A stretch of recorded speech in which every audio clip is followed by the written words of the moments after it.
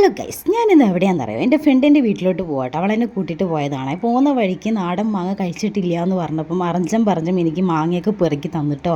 നല്ല അടിപൊളി മധുരമുള്ള മാങ്ങയെന്നൊക്കെ കേട്ടോ പറഞ്ഞത്. പഞ്ചാര മാങ്ങ എന്നാണ് നമ്മളെ നാട്ടിലോട്ട് പറയാം. അപ്പം പാമ്പും പഴുതാരയൊക്കെ ഉള്ള വഴി കൂടി കേട്ടോ നമ്മൾ പോണത്. പേടിച്ചാണ് നമ്മൾ പോണത് കേട്ടോ. അങ്ങനെ ഞങ്ങൾ ഒരു റോട്ടിലെത്തി.